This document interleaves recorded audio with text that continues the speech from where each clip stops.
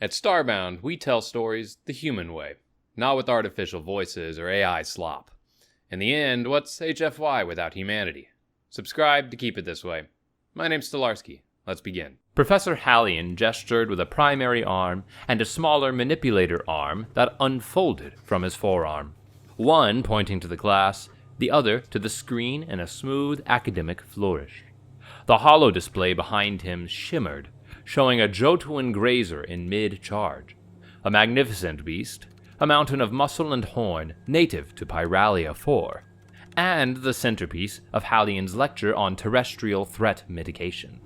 The key, you see, lies in exploiting its binocular vision and its territorial charging patterns, Hallian said, his voice a smooth baritone that filled the amphitheater.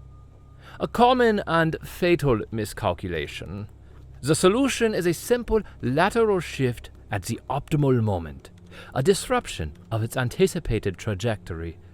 Leanne Holt, the sole human in the class, sat still, his expression placid. In the simulation, the grazer thundered past the fleeing stick figure, which had sidestepped just as the creature closed in. On the screen, the simulation was clean, simple. A charging animal rarely read the textbook. Tess, the chitin engineering student seated to his left, kept her attention on a personal flex screen, where she was dissecting the schematics for the lecture hall's environmental controls. A faint, subsonic vibration emanated from her segmented torso. To his right, Marin, a scrike with plumage the color of a nervous sky, was jittering. He tapped a frantic rhythm with his taloned feet against the floor. The principles remain consistent across a wide spectrum of terrestrial hunters, Hallian continued, drawing himself up to his full height. He swiped a primary hand, and the display shifted. Images of Earth's extinct megafauna appeared. A saber-toothed cat, a direwolf, and a massive grizzly bear. Even the charming relics from foundational worlds like Earth followed these predictable patterns. Simple, aggressive, and ultimately solvable. Marin cocked his head, and he narrowed his bright, bird-like eyes. He let out a piercing squawk. Sir, with respect.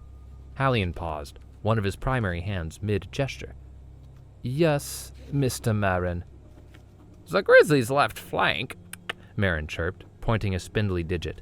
The pixel density shows a misalignment of 3 microns. It's distorting the fur texture simulation. Hallian blinked his wide, black eyes. A series of fine, overlapping scales around his temples, usually flush with his skin, ruffled and constricted.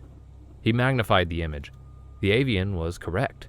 A tiny, irrelevant flaw in the university's multi-trillion credit archival system. A fascinating observation, Marin, though perhaps tangential to the core thesis. He dismissed the image with an irritated flick of his wrist and surveyed the class, expecting their deference, their admiration, perhaps a little awe. He was Professor Hallian, after all, the leading theorist on predatory behavior in the sector. His gaze settled on the human, the quiet one, Leanne Holt. While his peers fidgeted or took copious notes, the human just watched, absorbed. The human's stillness set Hallian on edge.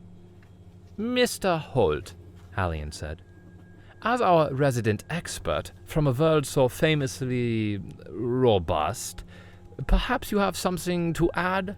A personal anecdote? Leanne remained still for a second.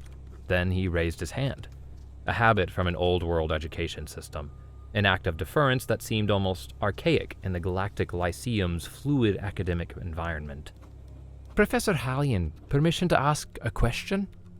Leanne's voice was quiet but carried a certain weight, a low frequency that cut through the room's ambient hum. Of course, Hallian said, gesturing expansively.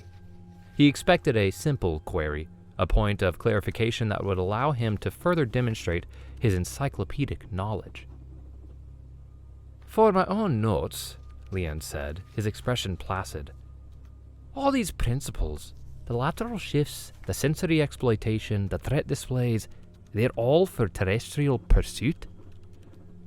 Exclusively, Hallian confirmed with a nod.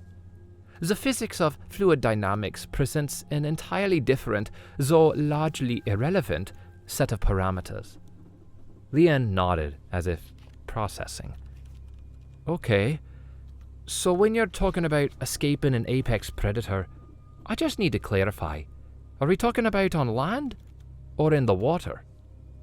Hallian's brow furrowed. I believe the lecture's context has made that clear.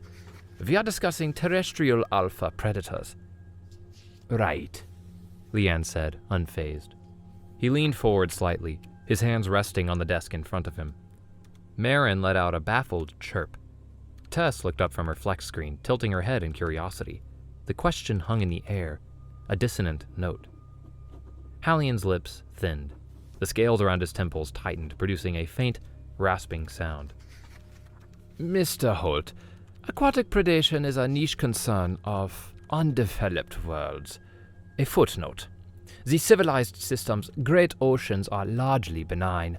We are discussing survival scenarios relevant to the modern galactic citizen.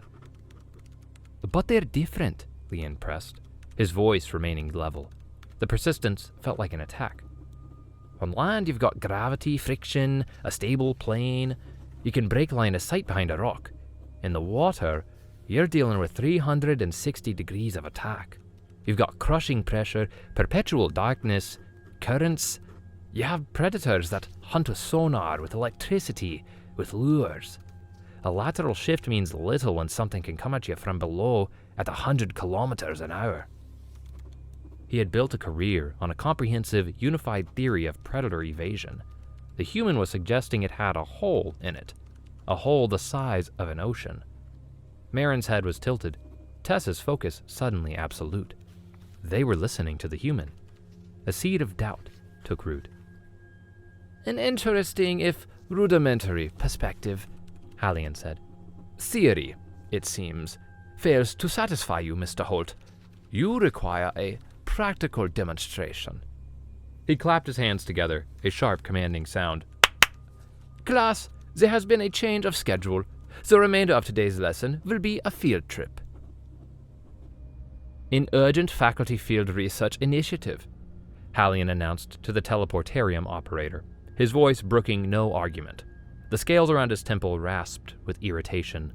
He swept past the queue of students waiting for scheduled transfers to the library moon, gesturing expansively with his arms, which made him look like a galleon under full sail. Level 1 Environmental Survey. My class.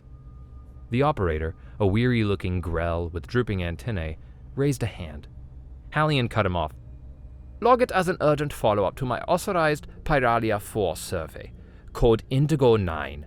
The Dean's office has pre-approved all related field excursions. The operator's antennae dropped in resignation. He tapped a few commands onto his console. Platform 3 is yours, Professor. Marin was trembling, his feather fuzz standing on end. We're teleporting? Into an ocean? Are there safety protocols for sudden moisture? The destination is my private dock on Saros, Marin. Just my private dock, Hallian said over his shoulder. You will remain perfectly dry. He turned his focus to Leanne, the source of this entire debacle. My homeworld's oceans are renowned throughout the Concordium.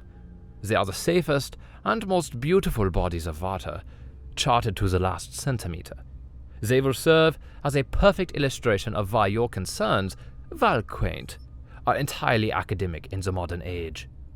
The statement was a gauntlet thrown down. Leanne just gave a slight shrug. Hallian's jaw tightened. The human's quiet resignation was more infuriating than any argument. Tess, however, leaned forward, her usual stoicism gone. A low thrumming vibrated through her thorax. You're submersible, Professor. Is it the Bathyol class? I've studied the schematics. The variable vector thrust system is theoretically revolutionary. Hallian allowed himself a small, smug smile. The Bathyol is my personal vessel, Tess, and its performance is more than theoretical. They stepped onto the teleport platform. The world dissolved into a brief hum, a sensation of inversion and reassembly. They reappeared in a wash of warm, golden light and the scent of salt and alien blossoms. They stood on a dock of polished white material that cantilevered out over water of startling clarity. Leanne could see the sandy bottom dozens of meters below, where schools of fish like shimmering ribbons drifted through strange, kelp-like flora that captured and refracted the light. The air was soft, the gravity a touch lighter than standard. A paradise. And docked at the pier's end was the Bathyal. The vessel was a work of art, more a luxury skimmer than a deep-sea vessel. Its sleek, hydrodynamic hull was a seamless curve of silver-white alloy. "Impressive," Leanne said, his voice even. "She is the pinnacle of Sarosian engineering," Hallian said, leading them aboard. "Designed for research, comfort, and, above all, safety." Inside, the cabin offered spacious, ergonomic couches and polished consoles. A wide, panoramic viewport formed the craft's entire forward section. Marin pressed himself into a corner, muttering about pressure differentials and catastrophic hull failure. Tess, however, went straight to an engineering station, her multi-jointed fingers moving across the holographic interface, pulling up diagnostic data. Leanne did what he always did when boarding an unfamiliar vessel. He ran a hand along a thick pressure seam near the main hatch, his fingertips tracing the join. A popped seal on a benthic hauler off the Mariana Trench had etched the lesson into his nerves, a habit born from survival. Hallian noticed the gesture. "Rest assured, Mr. Holt," he said, his tone dripping with condescension. "The seal is sound. We built our engineering to last." Leanne just nodded. He scanned the cabin, noting the placement of emergency equipment, the controls layout, the thin, decorative paneling that probably hid the actual life support conduits. "All aboard," Hallian announced, settling into the pilot's chair. He moved his hands across the controls.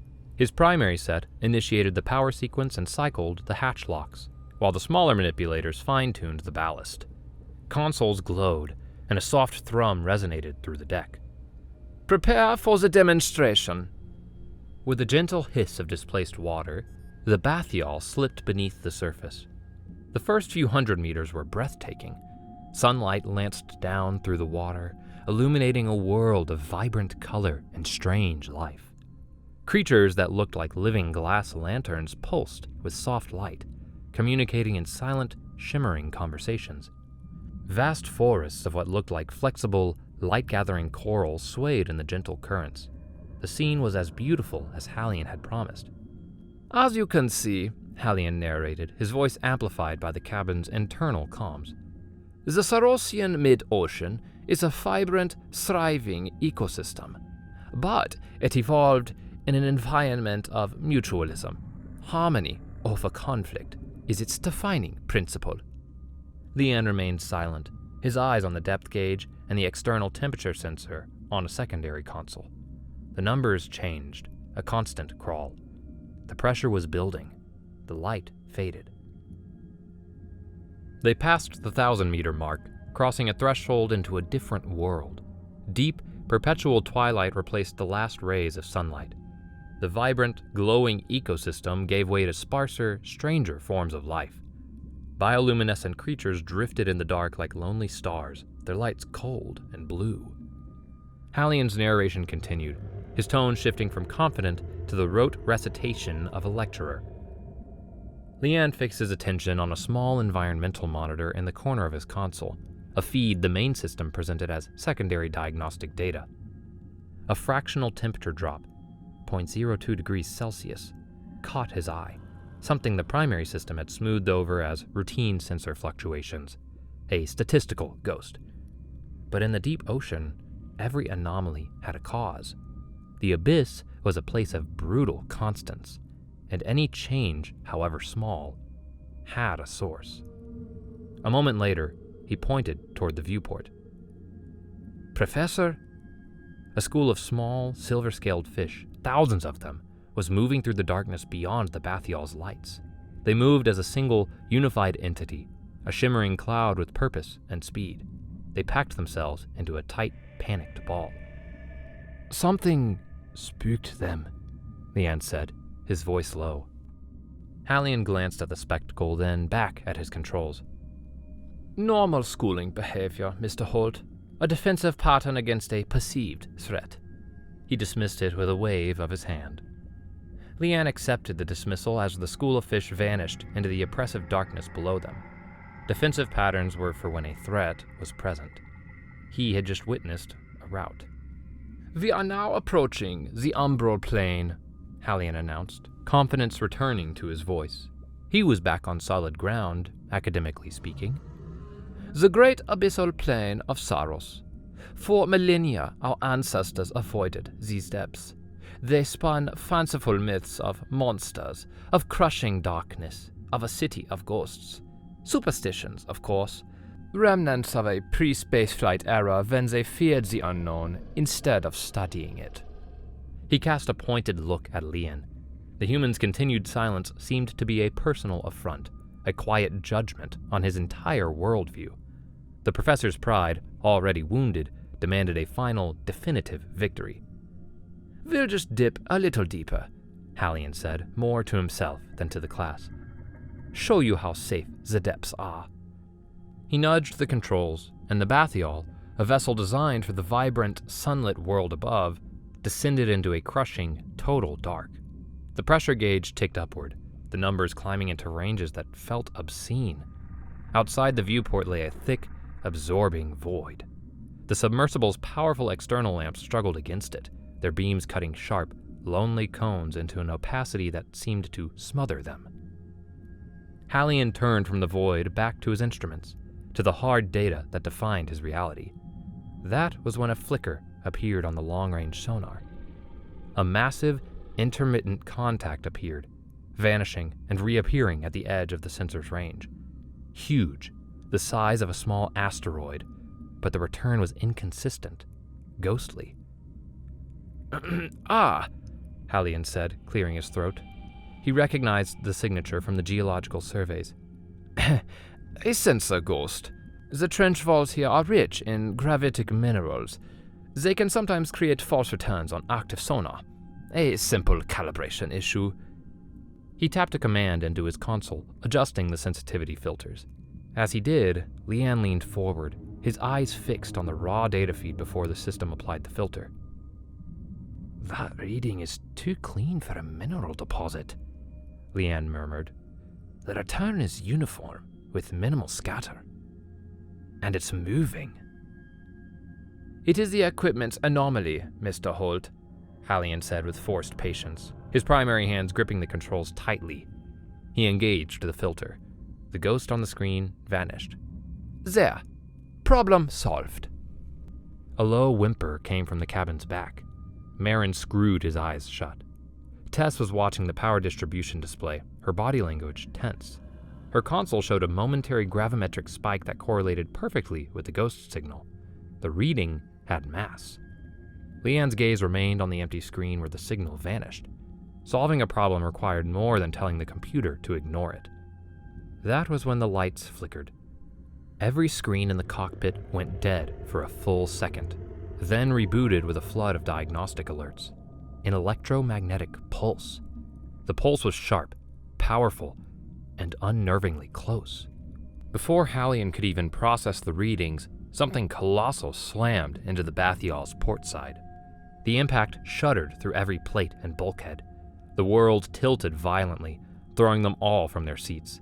A sickening shriek of tortured metal echoed from the aft section, followed by the external light's explosive pop as they shattered. The universe outside the viewport vanished into blackness. Alarms blared, a dozen different synthetic voices screaming about hull breaches, power failures, and rapid descent. Red emergency lamps flickered on, casting the cabin in a pulsing red glow. Marin was screaming, a high, piercing shriek. The impact had thrown Tess against a console, and she lay slumped on the deck, her plated body still. Hallian froze in his chair, his hands locked on the dead controls.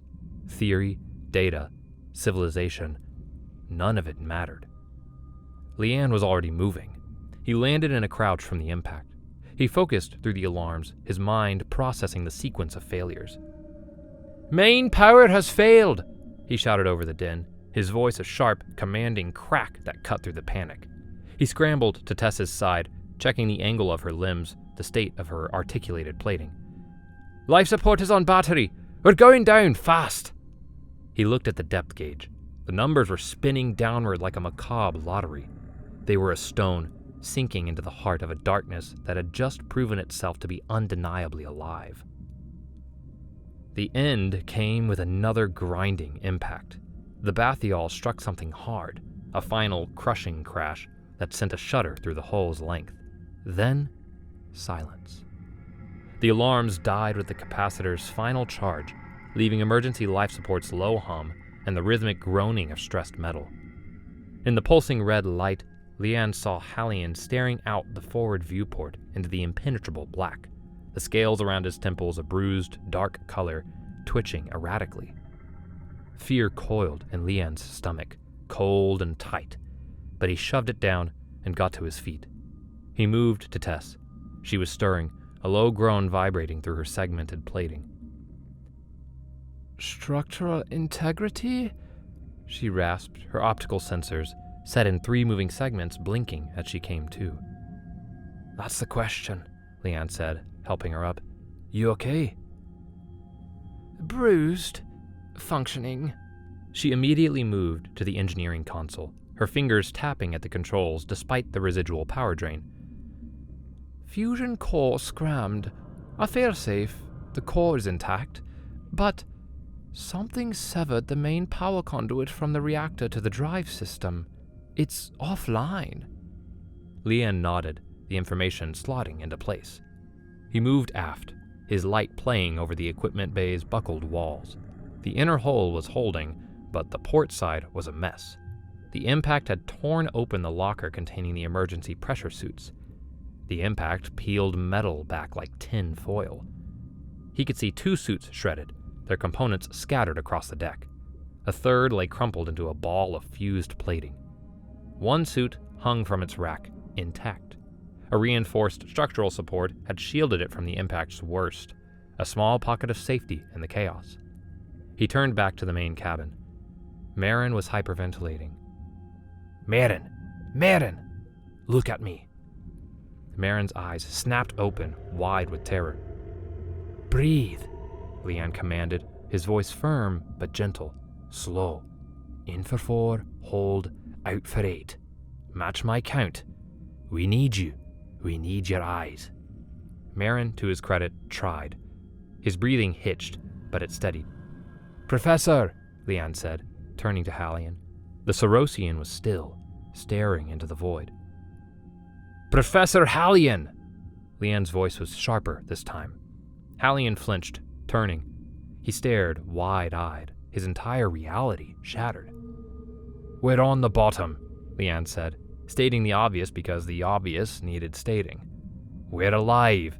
Life support is stable on battery for 72 hours. We must know where we are." He moved to the navigation console. The console showed no life. "Tess, can we get auxiliary power to the short-range sonar for a single pulse?" "Rerouting," she mumbled. A moment later, the navigation screen flickered to life, showing only static. "Ready." "Firing 1 pulse," Leanne said. He pressed the button.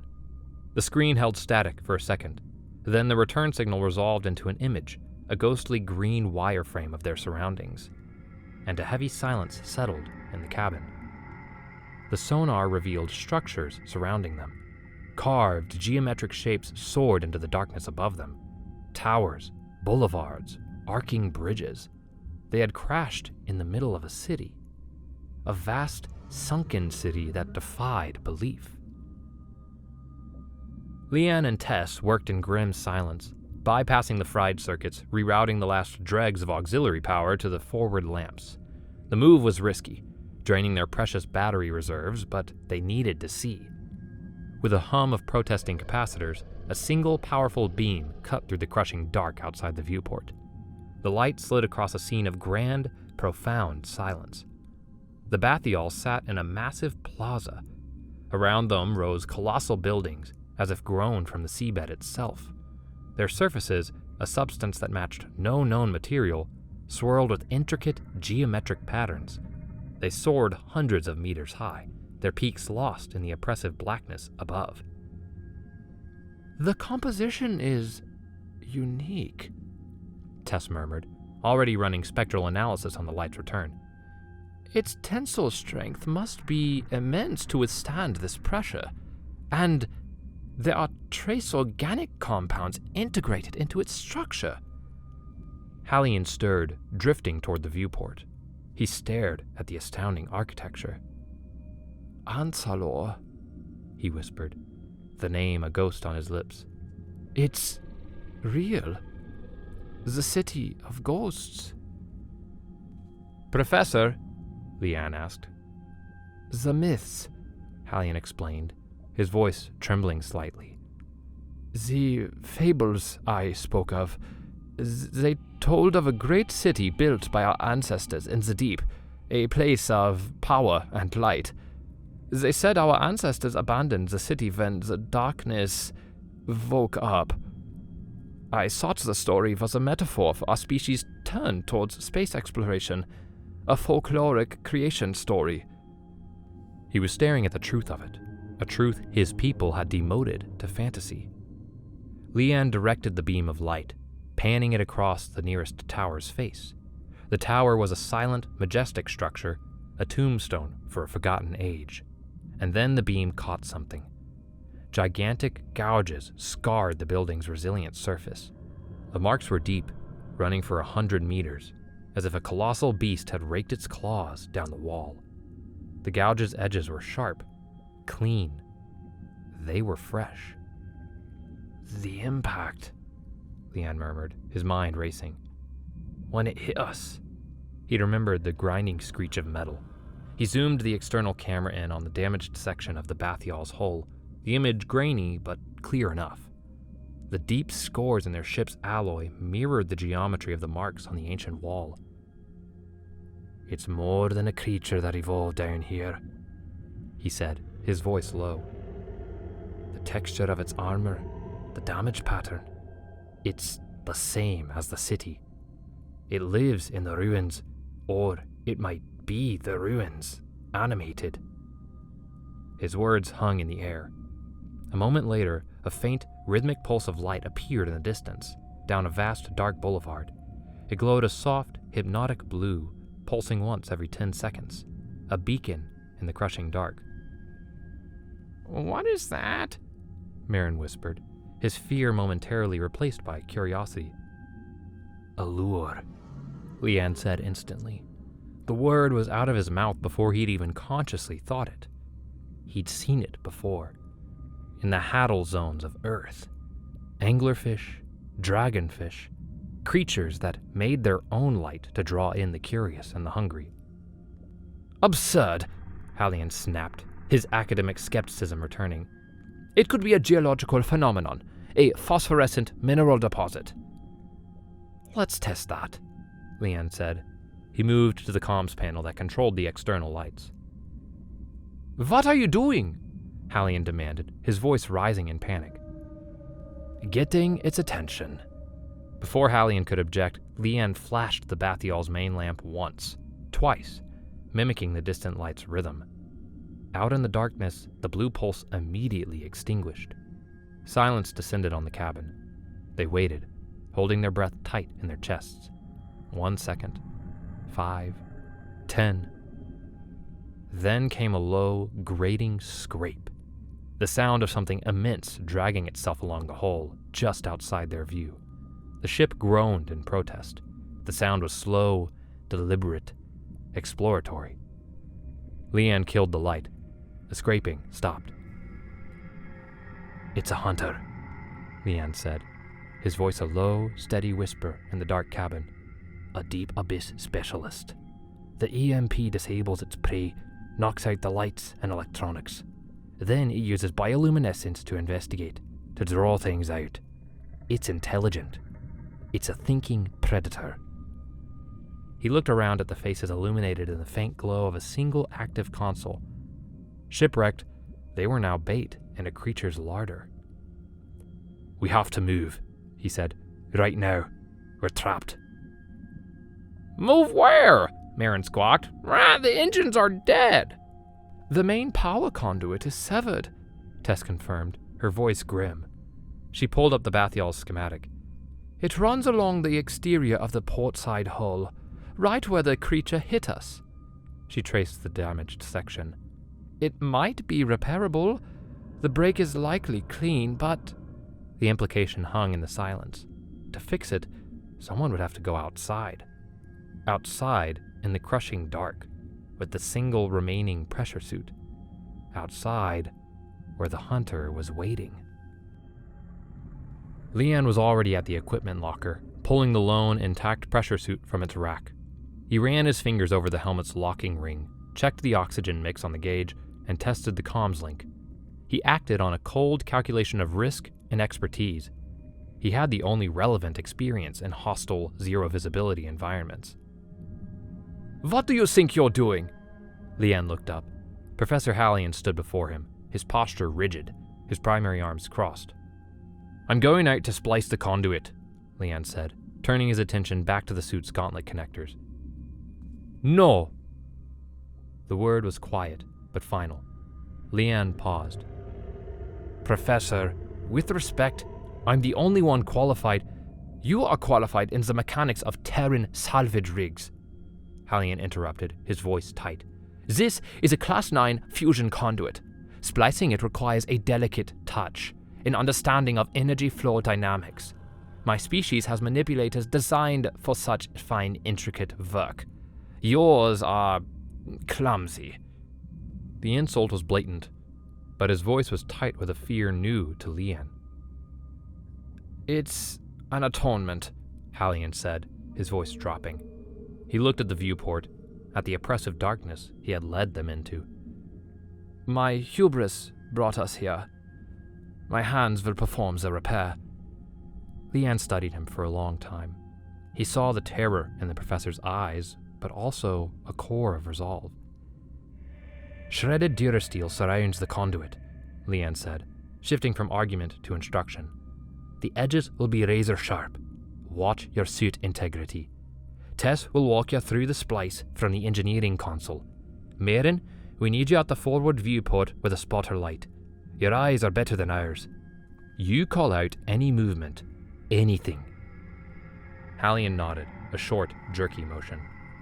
The process of getting the Sorosian into the human-designed suit was clumsy and difficult. Hallion's lanky frame, with its secondary set of manipulators, was an unnatural fit. But they managed. As the helmet locked into place with a hiss, Leanne patched the comms through the main speaker. "Comms check, Professor." Hallion's reply was thin and tight with fear. Loud and clear." The external airlock door cycled open with a low groan.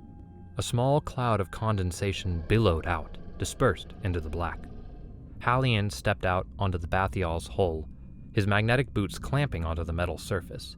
The single lamp on his helmet cut a tiny, lonely slash of white into an infinite void. "I am outside," he reported, his breathing shallow. "We see you, Professor," Leanne said, his attention fixed on the feed from the suit's camera. The view was disorienting, a bobbing circle of light surrounded by a pressure that felt like it could shatter the lens. "Move toward the aft, port side. Slowly." Guided by Leanne, Hallion made his way across the hull. Inside, the cabin was silent, the occupants barely breathing. Tessa's voice was a calm, steady presence in his ear, reciting power ratings and molecular bonding sequences. "You should see the break now, Professor," Tess said. Hallion's camera panned down. The conduit, a thick, armored cable, was sheared in two. The ends sparked feebly. "I see it." "The plasma welder is on your right hip," Tess instructed. "You need to fuse the core filaments first, then the outer shielding. The sequence is critical." Marin, his face pressed against the viewport, stiffened. "Movement," he whispered, his voice cracking. "Far right. A flicker." "Professor, hold," Leanne commanded. "I'm almost there." Hallion's voice came back, strained. He was holding the two ends of the conduit together with two of his hands, the plasma welder in a third. One of his manipulators fumbled, the heavy tool slipping from his grasp before he caught it. "Steady, Professor." Tess cut in, sharp and commanding. Align the filaments. Ignore everything else. Watch my readings. What do you see, Maren?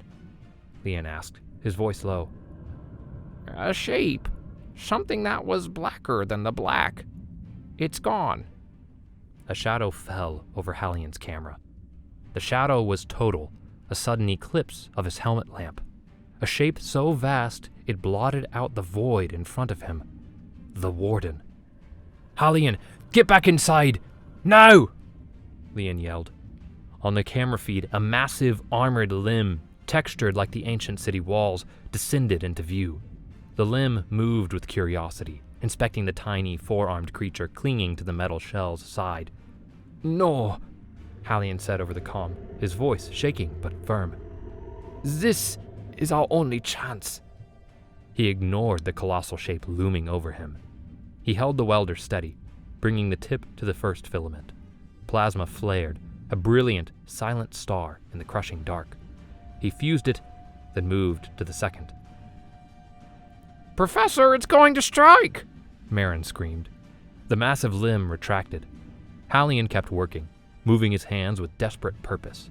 He finished the final filament and moved to the outer shielding. The armored limb reappeared, this time moving with blinding speed. It smashed into the bathyal's hull right next to Hallian's head. The impact sent a deep, resonant boom through the ship, knocking everyone off their feet. The camera feed went wild, spinning. He's hit! Tess cried. No, Leanne breathed, watching the chaos. The blow missed. Through the spinning camera, Leanne could see Hallian scrambling, pushing off the hull and rocketing toward the airlock. He tumbled inside just as the outer door cycled shut. Seconds later, the inner door opened and Hallian stumbled into the cabin, collapsing onto the deck as Leanne and Tess rushed to unlock his helmet. He was shaking violently, but he was alive. And behind him, the lights in the cabin flickered, stabilized, and then burned with a steady, brilliant white. A cheer went up in the small cabin. Maren let out a whoop of relieved laughter. Tess patted the engineering console as if it were a beloved pet. Hallian, still on the floor, managed a weak but triumphant smile. Full power restored to all primary systems, Tess reported, a rare display of emotion in her voice. The reactor is online and stable. The splice is holding. The bathyal hummed with life again. The reassuring thrum of a functioning power core replaced the oppressive silence. For a moment, they allowed themselves to believe their ordeal was over. Leanne was already at the helm, his hands flying over the newly lit controls, running diagnostics on the drive system. The triumphant mood in the cabin died when they saw his expression. What is it? Hallian asked, pulling himself up.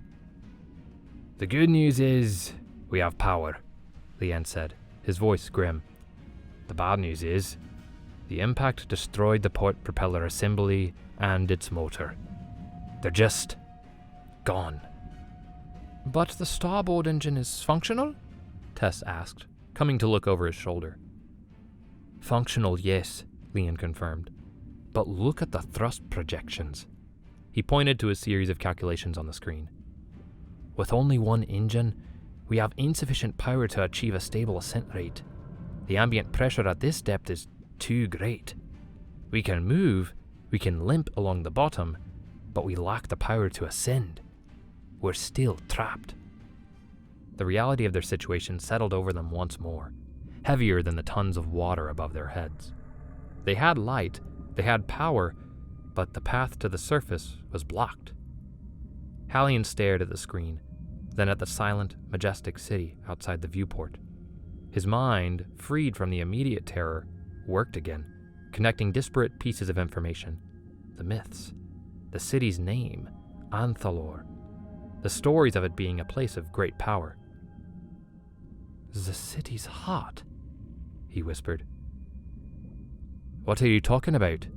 Leanne asked, turning to him. The legends my people tell their children, Hallian said, his eyes wide with a dawning idea. They are nursery rhymes now, but they were once history. They say geothermal vents powered Anthalor, the hot breath of the world. He moved to the navigation console, which now showed a detailed scan of their immediate surroundings.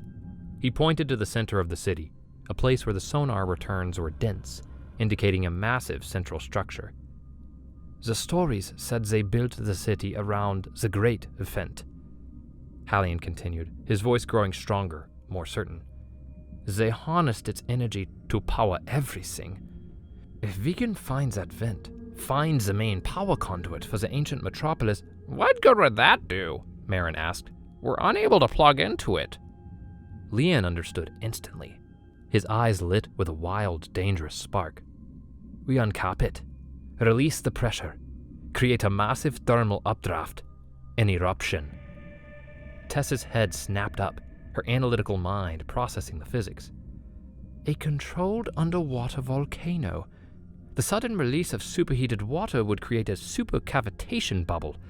If we positioned ourselves directly over the vent, the force could propel us violently. It would launch us toward the surface, Leanne finished. It would be a hell of a ride. It might tear the ship apart, but it's a chance. Hallian looked at the navigation map, his knowledge of myth now a practical tool. Leanne looked at the controls, his experience in managing chaos now their greatest asset. All right, Leanne said, his hands settling on the controls of the single functioning engine. Let's find this vent. Left at the next intersection, Hallian said, his eyes darting between the sonar map and the ancient cityscapes visible through the viewport. The obelisk of the Twin Moons should be on our starboard side. Leanne eased the bathyal into a careful turn, the single engine straining to maneuver the vessel's bulk through the narrow Cyclopean canyon. Piloting the crippled submersible through the dead city was like navigating a maze in a graveyard. The beams of their restored lights cut through the black, illuminating silent towers and empty boulevards. There, Hallian confirmed as a pair of massive, identical spires slid into view. His people's myths, dismissed for centuries, were now their only map. They were on the move, and the city's guardian knew it. Contact! Marin shrieked from his lookout post at the side viewport. Hi! Coming over the top of that building! Leanne pushed the starboard engine to its maximum, sending the bathyal lurching forward into a wider avenue. A shadow passed over them, vast and swift. The warden was hunting them now, using the urban landscape as cover. The creature was smart, flanking them, trying to herd them. A low hum vibrated through the hull. The lights flickered. It's sending out smaller EMP bursts, Tess reported from her station. Trying to disable us again. Shields are holding, but they are weakening. It's learning, Leanne muttered, his grip tight on the controls. He spotted a narrow archway ahead, a shortcut through a massive building complex. It was a tight fit.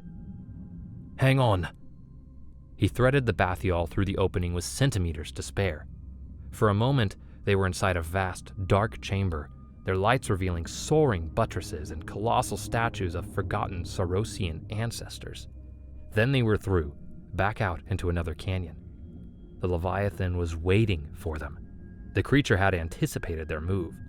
It blocked the canyon ahead, a wall of biomechanical armor and cold, ancient rage. They were trapped in a dead-end plaza.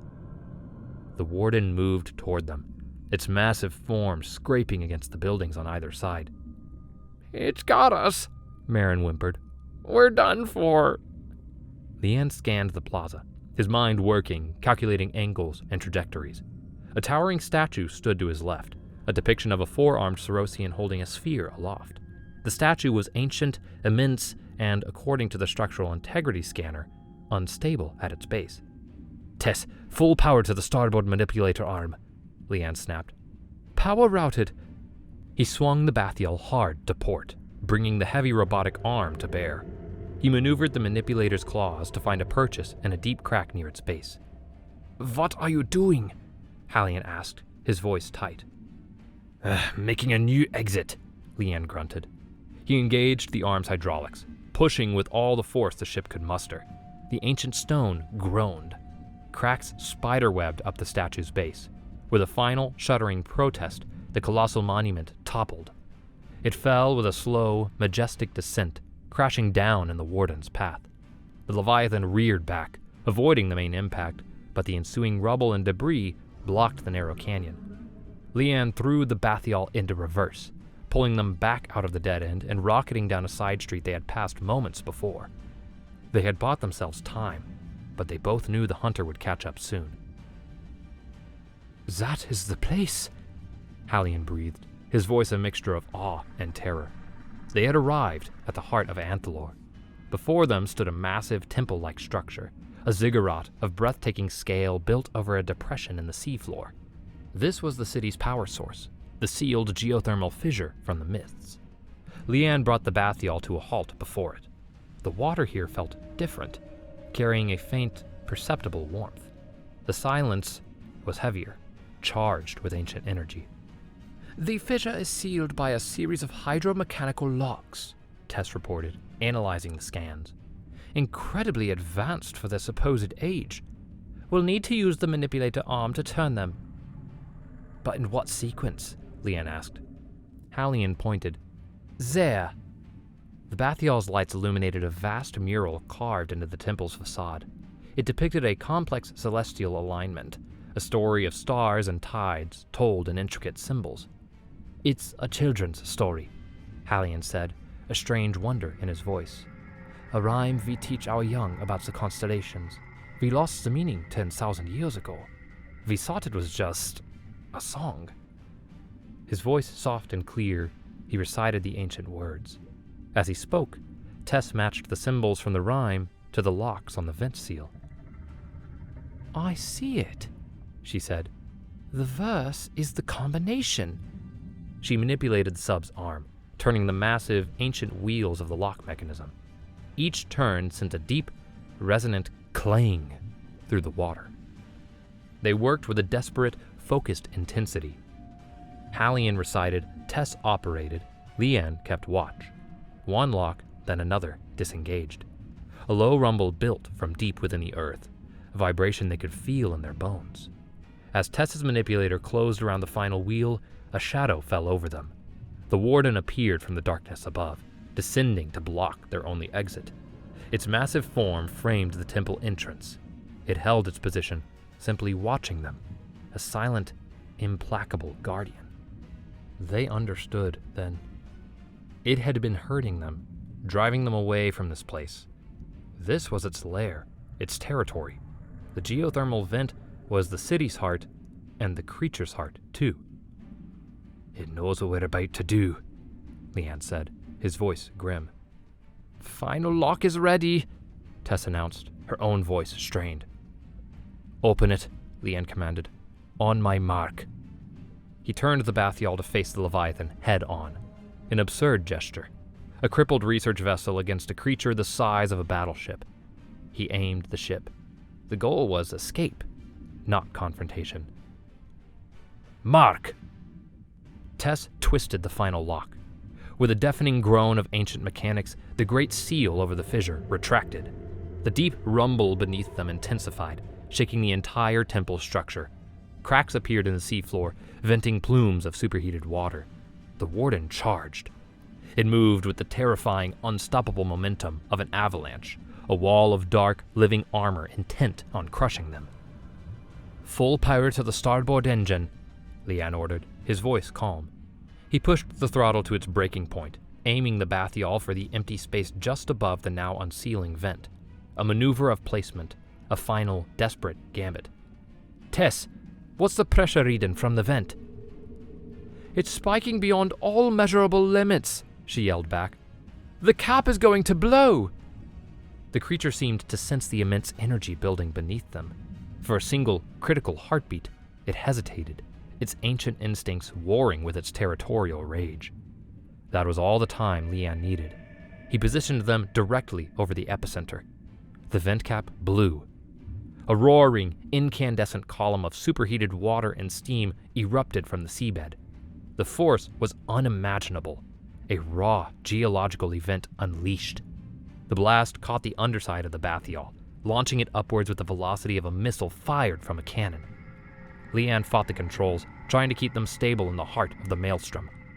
Through the viewport, he saw the eruption slam into the Warden, catching it in a torrent of unimaginable force and heat.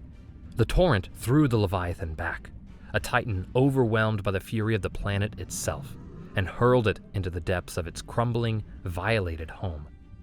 Then they were rising, a silver bullet fired from the heart of the abyss, and the city, the monster, and the crushing darkness vanished.